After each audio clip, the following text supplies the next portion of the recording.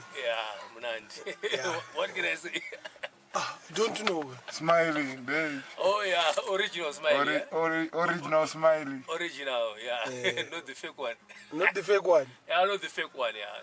But no more dreadlocks, eh? No more dreadlocks. Yeah, no more, yeah. But it's cool. It's cool. Yeah, it's cool, yeah. Yeah, coca fake ndeke kupa. Akandobozori kakabva kupa, akangozvipozita. Ndofungana inks nokakabazita. Titombokaziya. Amutombokaziya. Well. Titombokaziya. Anokabata bate. Nene wewe unofana ukabata bate. Tinozokaitisa mbiri. Because toitisa mbiri. Umesa mbiri. Saka tonge tisuru kuona hedu. Chingozoti hapana zviripo, hapana. Hapana iripo. Saka anything for New Year? Hapana. Nothing. Nothing. And nasi ndo New Year's Eve. Oh, today 31. No sound system pandi yard. Weather. Weather, yeah, the problem weather. Plus nasi kunofana ukangwa akazvimoko waizi. Kunlava kama semjinga badere. Bate bisha. Ayo, aripo. Ndikachikwakuza wani. Shotaura turi hama yako ndiani? Arumashiro. Christopher. Yeah. Yeah, it's my Zaki. I've got a Zaki, go for Zaki.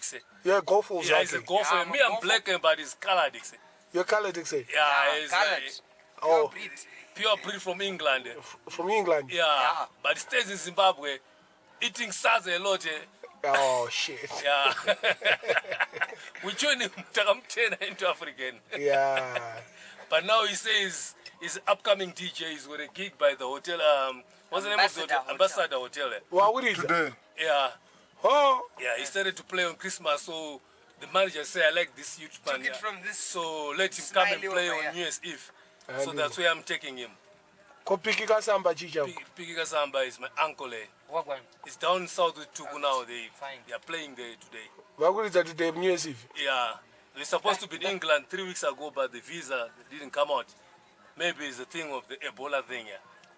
Yeah, it's actually Ebola. Yeah, I think so, because the visa are not there. My passport's are not there. My passport is not there. So maybe I may know. Saka Pikina Tugu akadzokera. Papa Zuzia, but I don't go in the shows.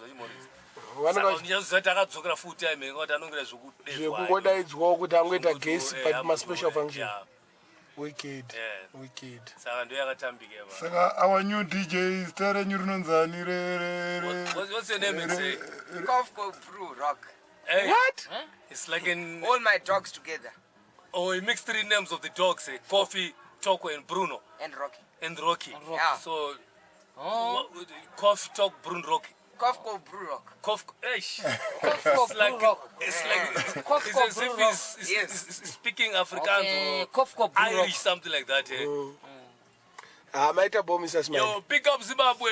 I and I Smiley Pandiad with Mad Blocks. Yes, I Silverstone Pandi area. We don't take back the top. We the champions. Nobody can talk shit. Yeah, man. Little letter. Sharp. Respect. Yes. Respect. Boss Smiley. Respect, I. Wawenda kampana. Wagaresko useri kutange mbwechiru. Yes, yeah, man. When we drive visa on Magurumba. Zangu shukutofaya, man. Don't drive.